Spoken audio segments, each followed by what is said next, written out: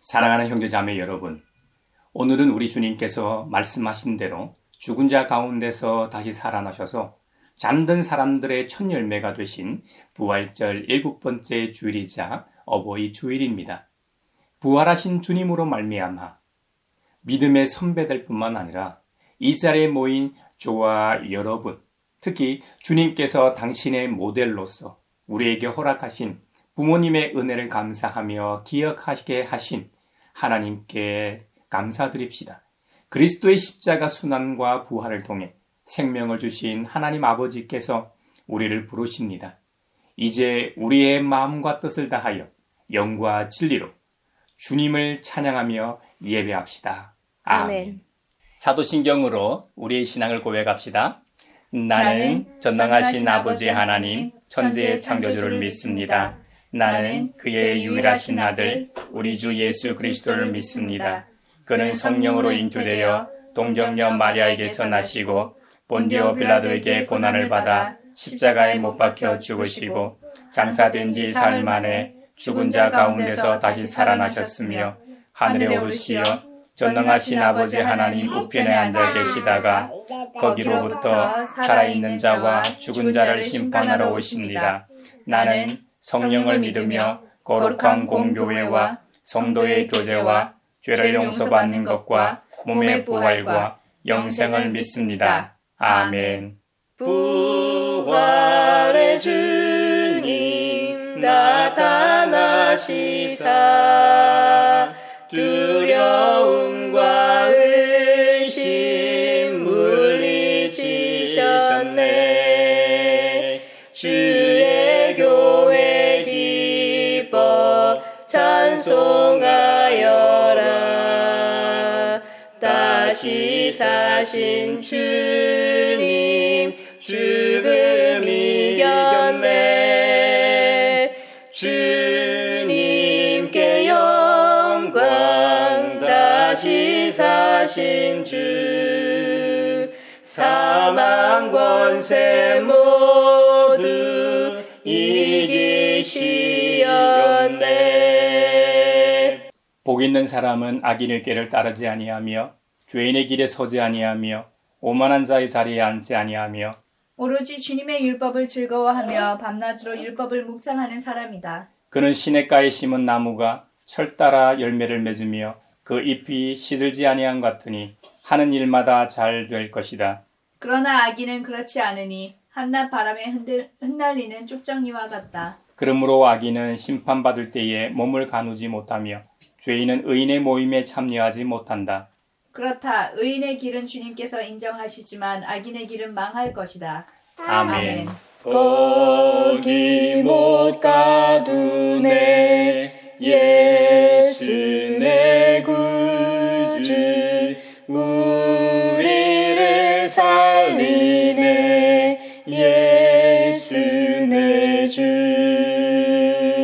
원수를 다 이기고 무덤에서 살아나셨네. 어둠을 이기시고 나와서 성도 함께 길이 다스리시네. 사셨네. 예수 다시 사셨네. 만일 우리가 죄가 없다고 말하면 우리는 자기를 속이는 것이요 진리가 우리 속에 없는 것입니다. 우리가 우리 죄를 자백하면 하나님은 신실하시고 의로우신 분이셔서 우리 죄를 용서하시고 모든 불의에서 우리를 깨끗하게 해 주실 것입니다. 지난 한 주간 가정에서, 직장에서, 세상에서, 심지어 교회에서의 우리의 말과 행동을 돌아보며 자비롭고 은혜롭고 노하기를 도디하시는 주님 앞에 우리 죄를 고백합시다. 주님께서 저에게 은총을 베푸시는 것이 사실이면 우리의 악과 우리의 죄를 용서해 주시고 모든 불의에서 우리를 깨끗하게 해주시고 우리를 주님의 자녀로 삼아 주시옵소서. 내 마음속을 비추시는 주님 어둠에서 나를 지켜주소서. 내 마음속을 비추시는 주님 당신 사랑 안에 쉬리라 내 맘속을 비추시는 주님 어둠에서 나를 지켜주소서 내 맘속을 비추시는 주님 당신 사랑 안에 쉬리라.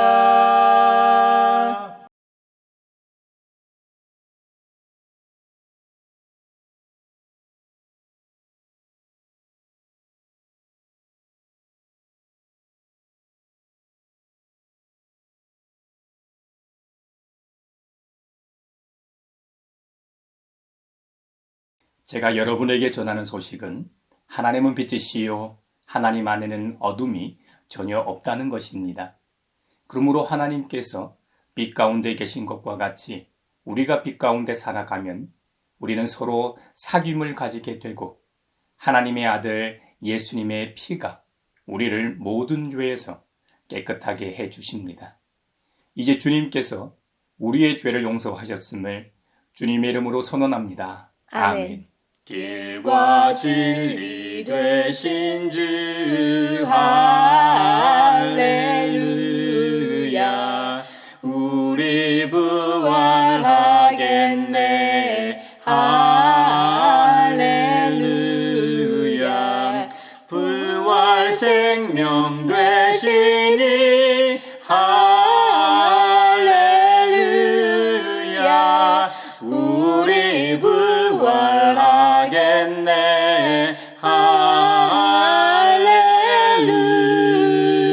할렐루야. 오늘 우리에게 주신 행전의 말씀은 사도행전 17장 15절에서 17절, 21절에서 26절입니다.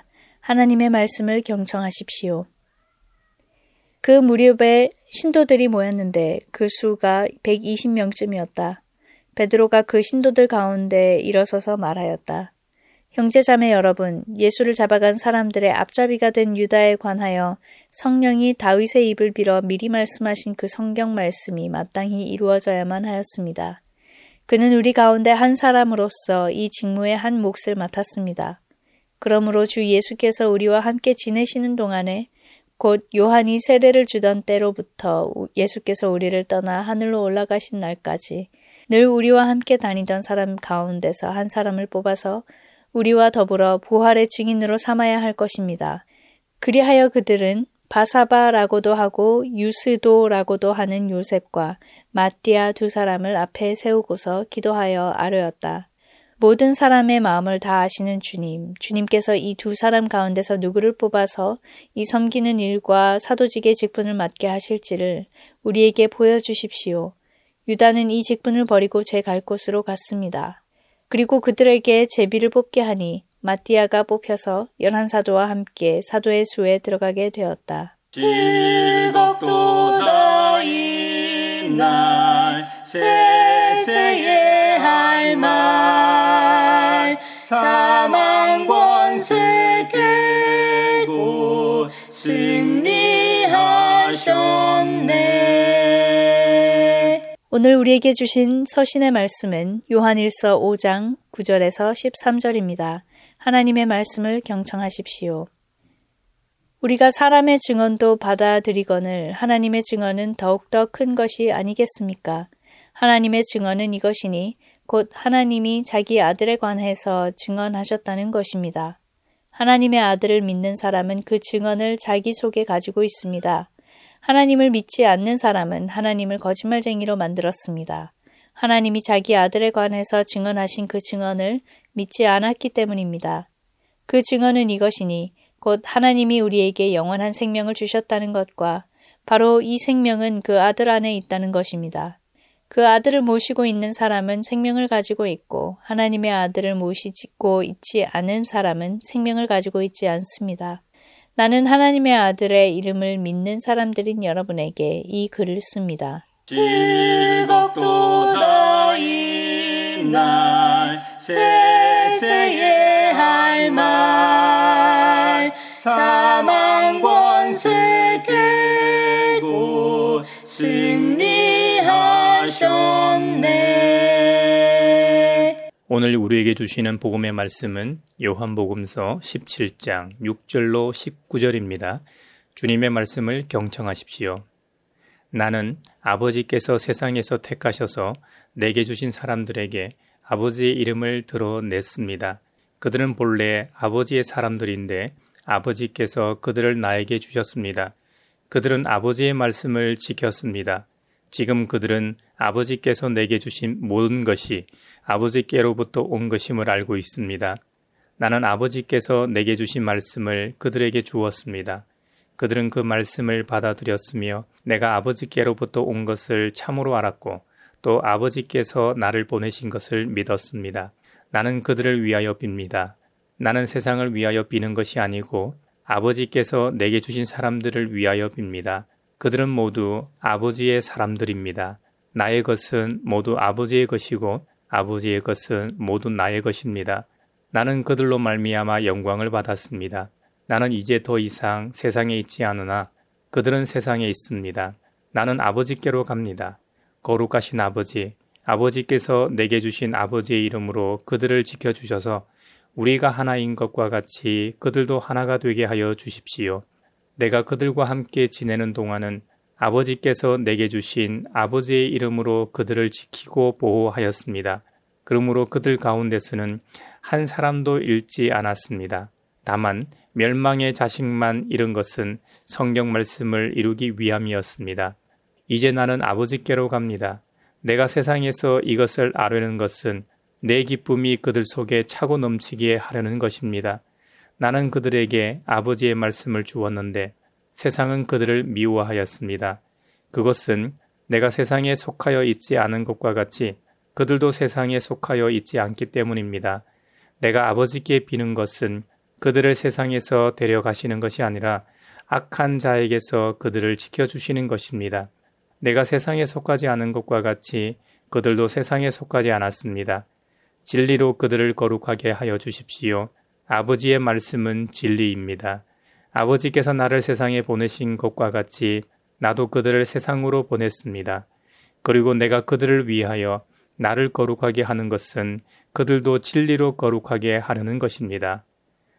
이것은 주님의 말씀입니다. 하나님 감사합니다. 즐겁도다 이날 세세의 할 말 사망 권세 깨고 승리하셨네. 사회를 위하여 기도합니다. 한국에 2017년 난민 신청을 하러 왔던 모로코인이 기한을 놓쳐서 2021년 화성 외국인 보호소에 장기 감금되며 독방에서 새우꺾기 가혹행위를 12번 이상 당했습니다. 보호소라고 하지만 사실상 감옥보다 못한 이곳에 범죄를 저지르지 않은 미등록 체류자와 난민 신청자들이 영장도 없이 무기한 갇혀서 대기하고 있습니다. 이 모로코 난민 신청자의 경우는 국가배상소송 1심에서 승소하여 가혹행위의 부당성을 인정받았습니다만 아직도 외국인 수용자의 무기한 감금은 법과 제도적으로 허용되고 있는 상황이라 우리나라가 과연 선진국이 맞는지 의문이 들 정도입니다. 보호소 시설도 개선되고 제도도 개선되어 대한민국에서 인권이 유린당하는 사람이 없도록 하소서. 주님께 영광 다시 사신 주 사망 권세 모두 이기시었네.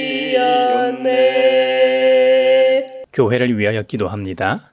인생에 있어 영원한 여행은 없습니다. 지구라는 별에 사는 모든 존재는 그 누구라도 그동안 무엇을 하며 어떻게 살아왔는지에 상관없이 마침내 본향으로 돌아가야만 합니다.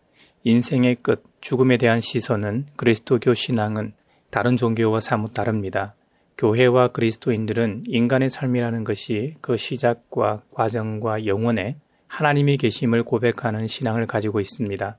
우리가 이 땅에 오는 순간부터 마침내 주님께로 돌아가는 부활의 삶이야말로 가장 성경적이고 영적인 삶이라고 믿습니다. 이런 의미에서 복음과 회복적 정의가 이 사회 전 영역에서 구현되기를 원합니다. 잃어버린 양 한 마리를 찾으시는 주님, 십자가에서 죽기까지 당신의 사랑을 손수 보여주신 삶을 담는 교회와 성도들이 되게 하소서. 주님께 영광 다시 사신 주 사망 권세 모두 이기시었네. 세계를 위하여 기도합니다. 어제 5월 11일은 세계 철새의 날이라고 합니다. 산업화와 공해, 살충제 남용과 기후위기 때문에 곤충 개체수가 줄어들자 그에 따라 곤충을 먹는 철새들도 매년 사라지고 있습니다. 최근 몇 년간 한국에 오는 겨울 철새도 약 10%씩 감소하고 있습니다. 벌써 도심에는 꽃피는 봄에도 벌과 나비가 잘 보이지 않는 안타까운 현실입니다. 생태계의 한 축이 무너지면 다른 부분도 함께 무너지고 인간 사회도 악영향을 받습니다. 정부와 모든 시민이 힘을 모아 농촌과 도심에서도 자연과 더불어 살아갈 수 있도록 노력하게 하소서. 주님께 영광 다시 사신 주 사망 권세 모두 이기시었네. 시편 1편에서는 복 있는 사람과 그렇지 않은 사람을 대조해서 노래하고 있습니다. 복 있는 사람과 대비해서 그렇지 못한 사람은 악인이라고 칭합니다. 여기서 지칭하는 악인은 우리가 살아가는 세상에서 법규나 질서를 위반한 사람을 가리키는 것이 아닙니다. 선의 절대적인 기준이 되시는 하나님의 기준에서 어긋난 모든 사람을 가리키는 포괄적인 명칭입니다. 어느 정도 짐작하셨겠지만 하나님을 떠나 사는 사람을 가리킵니다.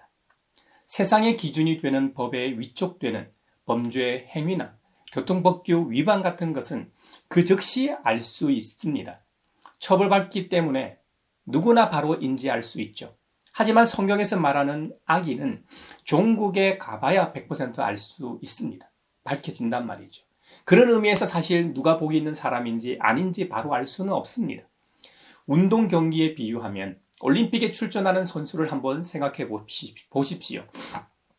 올림픽은 4년에 한 번씩 열립니다. 만약 올림픽에 출전할 수 있는 국가대표 선발전이나 종목에 따라 기록이나 국제대회 입상 자격에 도달하지 못하면 8년을 더 수고해야 합니다. 한번 기회를 놓치게 되면 대부분의 선수는 올림픽이라는 필드를 밟아보지도 못합니다. 저마다 엄청난 각고의 피와 땀을 흘렸음에도 메달을 이 목에 걸고 포디움에 올라가는 선수는 종목당 고작 3명입니다. 금메달 선수로 주목되는 선수들이 초반에 탈락하는 경우도 많아서 누가 금운동 메달을 딸지 직접 경기를 치러봐야만 압니다. 이와 같이 우리의 믿음의 경주도 신앙에 대한 다른 박제를 다 하고 주님 앞에 서봐야 누가 진짜로 복 있는 사람인지 그렇지 못한 사람인지 알게 되는 것이죠. 시편 1편에 나오는 복 있는 사람과 그렇지 않은 사람, 즉 악인을 이야기로 오늘 설교를 시작했습니다. 주님의 심판대 앞에 서서 100% 알게 되는 정도는 아니지만 요한일서 5장에 보면 복 있는 사람과 달리 그렇지 않은 사람이 왜 악인인지를 좀 더 명확하게 알 수 있습니다. 요한일서 5장에서는 하나님의 아들을 믿는 사람과 믿지 않는 사람으로 대비하고 있습니다. 바로 믿음의 문제로 복 있는 사람과 악인을 구별한다는 것입니다. 믿음은 우리를 하나님의 나라로 인도합니다. 하나님의 나라는 영원한 곳입니다. 그러므로 믿음을 통해 우리는 영원한 생명을 얻고 누리게 됩니다. 그렇다면 여기서 말하는 영원한 생명을 누리게 한다는 사실을 믿는 믿음은 어떤 것에 대한 믿음일까요? 하나님께서는 이 땅에 영원한 생명을 주셨습니다. 우리에게 영원한 생명을 주셨습니다. 바로 저와 여러분에게 영원한 생명을 주셨습니다. 그런데 그 영원한 생명을 하나님의 아들 예수 그리스도 안에 있게 하셨는데 예수님을 통해 영원한 생명을 주신다는 겁니다. 하나님의 아들인 예수님을 받아들이고 모시고 있는 사람만이 영원한 생명을 가지고 누리게 됩니다. 예수님을 인정하고 받아들이느냐 거부하느냐에 따라 영원한 생명을 소유할 수도 누리지 못할 수도 있다는 의미가 됩니다. 그렇다면 우리가 이 사실을 어떻게 확신할 수 있을까요? 사도 요한은 이렇게 정언합니다. 우리가 일반적으로 이 세상을 살아가면서 사람의 증언도 신뢰하고 받아들이는데 하물며 하나님의 증언을 못 받아들일 이유가 없다는 것이죠. 여러분, 이 사회에서 다툼이나 분쟁이 생기면 법원에 가서 다툽니다. 인간이 재판관으로부터 정황상 근거를 통해 판결을 받고 그것에 굴복하게 됩니다. 우리가 이 사회나 전 세계적으로 보듯이 인간이 하는 일은 완벽할 수가 없습니다. 대체적으로는 신뢰할 수 있지만 절대적으로 100% 신뢰할 수는 없습니다. 소크라테스가 말한 것으로 오해되는 독배, 즉 악법도 법이다는 것이죠. 이 사회의 질서를 위해서 존중하는 것이죠. 재판관은 법정에서 증인의 증언이나 증거물을 근거로 판결하게 됩니다. 이렇듯 사람의 증언도 효력을 발휘합니다. 하물며 하나님의 증언은 어떻겠습니까? 하나님이 누구십니까? 하나님은 창조주로서 태초의 말씀으로 천지 만물을 창조하신 분이십니다. 지금도 살아계셔서 불꽃 같은 눈으로 이 세상을 지켜보고 계십니다.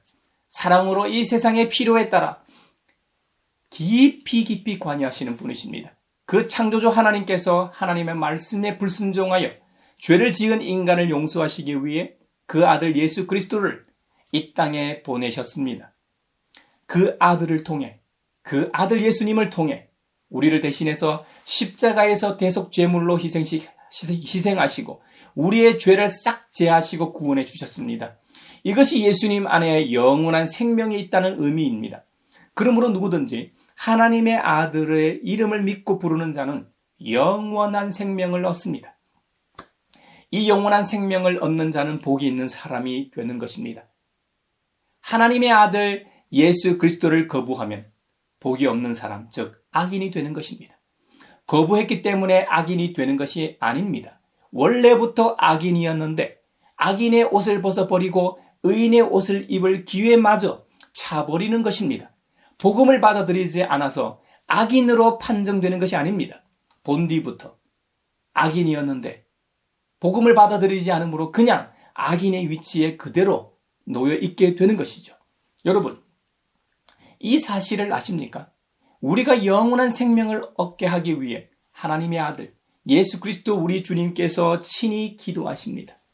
그 중보 기도가 기록된 곳이 요한복음 17장입니다. 요한복음 17장은 예수님의 대제사장적 기도장이라고 제목을 붙여 있습니다. 이 히브리서에 보면 실제로 예수님을 우리의 영원한 대제사장으로 묘사하고 있으니 장제목이 틀린 것도 아니죠. 요한복음 17장에서 예수님께서는 크게 세 가지 내용의 기도를 하십니다. 하나는 예수님 자신을 위한 기도를 하시고, 두 번째는 제자들을 위한 기도를 하시고, 세 번째는 제자들이 전하는 복음을 통해 믿게 될 사람들, 즉 교회를 위한 기도를 하십니다. 바로 저와 여러분을 위해 기도하십니다. 오늘 본문은 두 번째 기도 내용입니다. 예수님께서는 여기서 세상 보편적 기도를 하시는 게 아니라 믿는 자들을 위해 기도하십니다. 하나님 아버지께서 아들이신 예수님 자신에게 주신 사람들을 위해 기도하세요. 하나님께서 주신 사람들을 위한 기도의 핵심은 하나됨, 일치에 관한 간구입니다. 그 하나됨의 본으로서 예수님께서는 이렇게 말씀하십니다. 나의 것은 모두 아버지의 것이고 아버지의 것은 모두 나의 것입니다. 나는 그들로 말미암아 영광을 받았습니다. 예수님께서 말씀꾸러기인 이 제자들을 통해 도대체 무슨 영광을 받으셨다는 말일까요?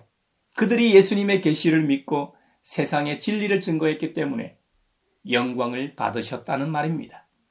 하나님 아버지는 아들 예수님에게 하늘의 말씀을 주셨고 아들 예수님은 아버지로부터 받은 말씀을 세상에 성육신하셔서 제자들을 택하시고 그들에게 하나님이 주신 말씀을 주셨는데 그들이 그 말씀을 귀하게 여기고 믿음으로 받아들이고 그 말씀을 세상에 증거했기 때문입니다. 이 일을 위해 가룟 유다를 대신해서 12번째 사도를 선출한 장면이 사도행전 1장 말미에 기록되어 있습니다. 12번째 사도의 자격은 두 가지입니다. 하나는 요한이 세례를 주던 때로부터 예수님께서 제자들을 떠나 하늘로 올라가신 날까지 늘 제자 공동체와 함께 다니던 사람이어야 했습니다. 다른 하나는 부활의 증인이어야 했습니다. 십자가상에서 죽어 모든 것이 끝나고 소망이 사라지고 절망 가운데 있었는데 말씀하신 대로 3일 만에 다시 살아난 주님을 만난 사람이어야 한다는 것이죠. 제자 공동체는 12번째 사도 후보로 두 사람을 후보로 올렸습니다. 한 사람은 요셉이고 한 사람은 마띠아입니다. 성경에도 요셉이라는 이름을 가진 사람이 많아 사도행전에서는 어떤 요셉인지 더 자세하게 설명합니다. 바사바 혹은 유스도라고도 하는 요셉이라는 것이죠. 후보로 올린 이 두 명을 놓고 제자 공동체는 기도하며 주님께 아뢰었습니다. 사도행전 1장에 보면 그 내용이 기록되어 있습니다. 모든 사람의 마음을 다하시는 주님, 주님께서 이 두 사람 가운데 누구를 뽑아서 이 섬기는 일과 사도직의 직분을 맡게 하실지를 우리에게 보여주십시오. 그렇게 합심해서 기도한 후에 제비를 뽑아 마띠아를 선출하여 나머지 12번째 사도의 수를 채웠다고 했습니다. 우리식으로 하면 선거를 했다는 말입니다. 그 당시 선거 운동을 하지는 않았을 겁니다. 그야말로 성령의 감동대로 선출했다는 의미입니다. 오늘날도 이런 방식이 있긴 하죠. 가톨릭에서 교황을 선출할 때 보면 콘클라베가 미켈란젤로의 천지창조 이 천장 벽화가 그려져 있는 시스티나 성당에서 열리죠. 주교들 중 가장 선임격인 추기경단이 전 세계에서 다 모여 가톨릭의 수장인 교황을 선출하는 선거 방식입니다. 콘클라베는 특별한 방식으로 진행되기 때문에 좀 더 자세하게 설명하면 라틴어 콘클라베는 라틴어 클라베라는 단어의 합성어입니다. 컴은 with 함께의 뜻이고 이 클라베는 키 열쇠를 뜻합니다. 열쇠는 문을 잠그고 여는 역할을 하죠. 여기서는 당연히 잠근다는 의미로 사용되었습니다. 그러니까 콘클라베는 열쇠로 잠근다는 뜻을 가지고 있고 이것은 새로운 교황이 선출될 때까지 절대로 열리지 않습니다. 13세기에는 새 교황을 선출을 위해 3년 동안이나 진행된 적도 있다고 합니다. 이 선거 기간이 너무 길어짐에 따라서 좀 더 지혜롭고 신속한 선출을 위해 추기경단을 한 곳에 감금하고 빵과 물만을 공급하게 됩니다. 이때 선출된 교황이 그레고리우스 10세인데 당시 교황 선거 방법이 훌륭했음을 인정하고 1274년에 그것을 제도화하게 되고 지금에까지 이르게 됩니다. 오늘날에는 며칠 만에 새로운 교황이 선출되지만 교황 선출 전까지 이 시스티나 이 성당에 유폐된 이 추기경들은 빵, 포도주, 물만을 공급받으며 외부 세계와의 접촉이 일절 차단된 상태에서 투표를 진행합니다. 콘클라베가 열리기 이전에 성당 내부의 도청 장비 점검을 하고 그 어떤 통신기기의 반입도 안 됩니다. 심지어 외부와의 차단을 위해 전파 차단기를 작동시키기까지 합니다. 콘클라베 기간에는 라틴어만 사용해야 되고 투표 전 과정에 걸쳐 종이와 펜만 사용한다고 합니다. 투표는 오전과 오후에 비밀 투표로 각각 진행되고 매번 3분의 2 이상의 득표수가 나올 때까지 계속합니다. 모든 투표는 무기명으로 진행됩니다. 투표가 끝난 뒤에는 투표 용지를 태워 나오는 연기를 외부에 이 결과를 알리게 됩니다.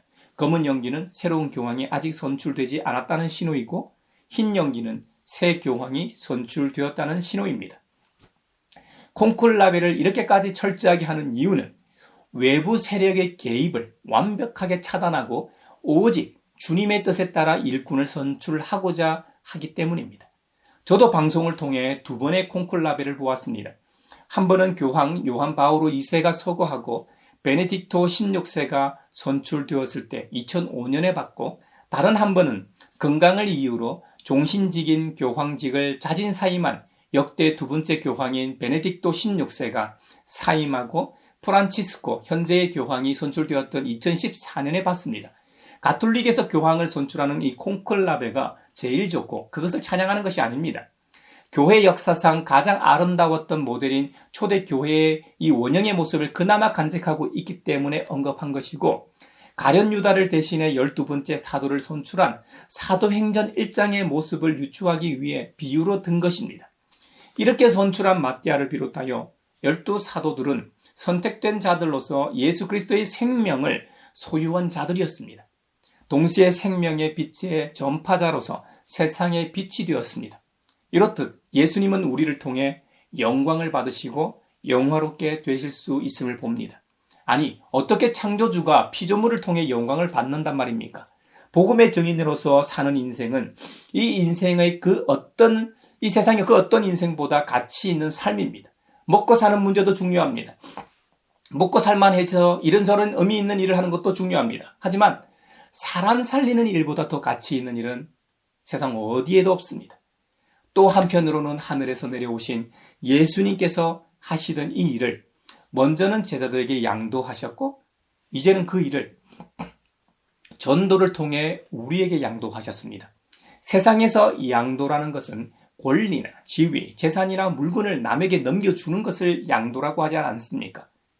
예수님의 권리를, 창조주의 권리를 우리에게 양도하셨다는 말입니다. 이것은 엄청난 사건입니다. 우리가 과연 무엇이 관대? 하나님의 아들 예수님께서 당신의 권리를 우리에게 넘겨주신단 말입니까? 복음의 증인으로서의 삶은 우리에게 양도하신 것은 부담을 주기 위함이 아닙니다. 이것은 가장 위대한 배려입니다.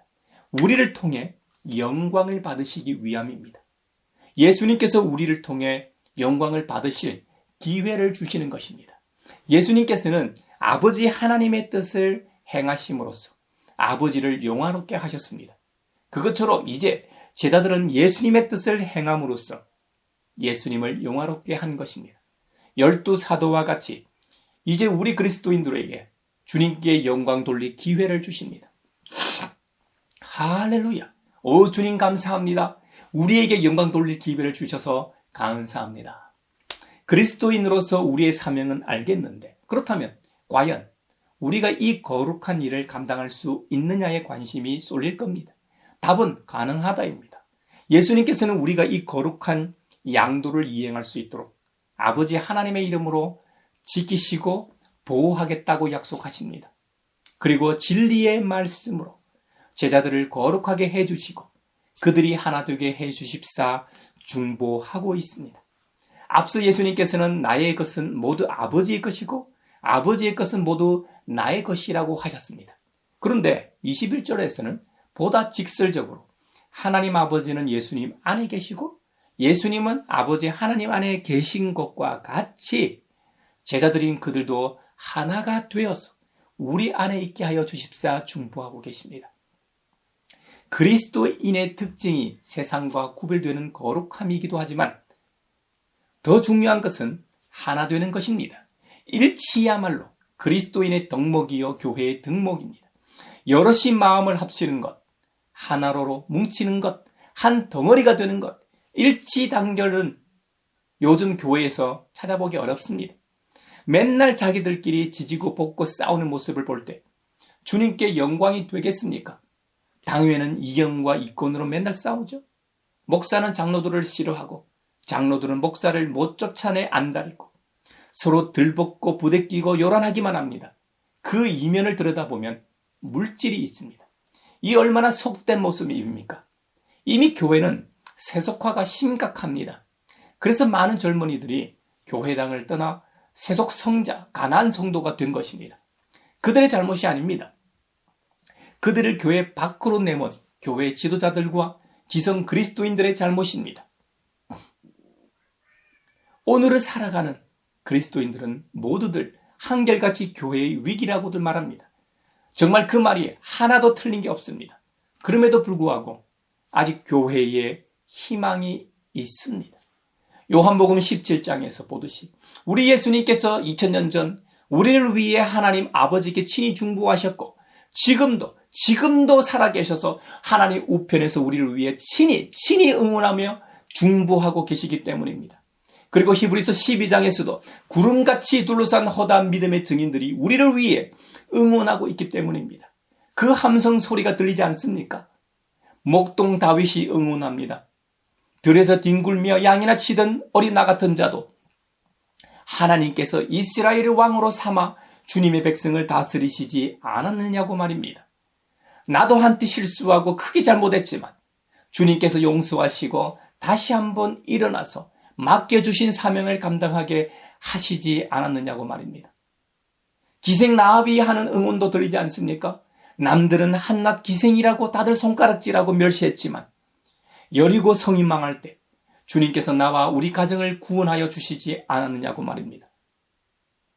여러분, 그러므로 믿음의 주여 온전케 하시는 예수님을 바라보라고 말합니다. 우리의 답이 예수님께 있습니다. 아멘. 오 주님, 우리도 믿음의 선배들처럼 구름같이 둘러싼 허단 무리들처럼 우리 후배들을 응원하는 자리에 서게 하소서.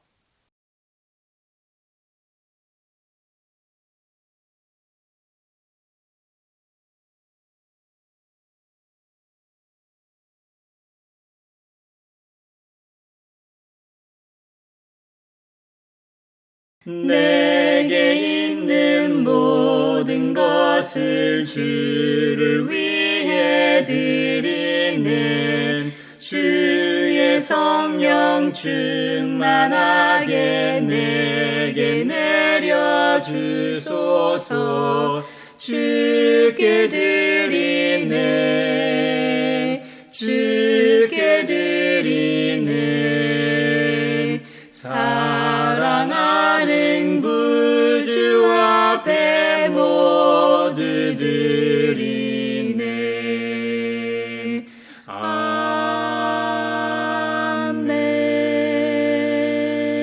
아멘. 여기에 모인 우리는 우리의 믿음의 역사와 사랑의 수고와 우리 구주 예수 그리스도에 대한 소망의 인내를 여기 연보에 담아 올려드립니다. 주님께서 말씀하신 대로 인색함으로나 억지로 하지 않고 하나님을 경외함으로 항상 기도하며 세상에서 구제와 선행과 같은 사랑을 실천하게 하심에 감사하여 각각 그 마음에 정한 대로 즐거운 마음으로 바치오니 향기로운 예물이 되게 하소서. 은혜의 주님, 우리의 정성을 어여삐 여기시어 주님께서 베푸신 은혜에 비하면 보잘것없지만 말씀하신 대로 미리 구별하여 드리오니 기쁘게 받으시옵소서. 우리의 가진 것이 비록 적어도 바치는 기쁨은 더 커지고 비록 버는 것이 적어도 나누는 즐거움은 더욱 넘쳐 우리 믿음의 소문이 각처에 퍼지게 하소서. 우리 주님 예수 그리스도의 이름으로 감사하며 기도하옵나이다. 아멘. 그 선한 힘에 고요히 감사하여 그 놀라운 평화를 누리며 나 그대들과 함께 걸어가네. 나 그대들과 한 해를 여네. 주께서 밝히신 작은 촛불이 어둠을 헤치고 타오르네. 그 빛에 우리 모두 하나 되어 온누리에 비추게 하소서. 그 선한 힘이 우릴 감싸시니 믿음으로 일어나길 기대하네. 주 언제나 우리와 함께 계셔 하루 또 하루가 늘 새로워. 서로 평화 인사를 나눕시다. 주님의 주님의 평화를 평화를 빕니다. 빕니다. 주님의 평화를 빈다 얘들아. 주님의 평화가 여러분과 함께 하시길 바랍니다. 이제 축도하겠습니다.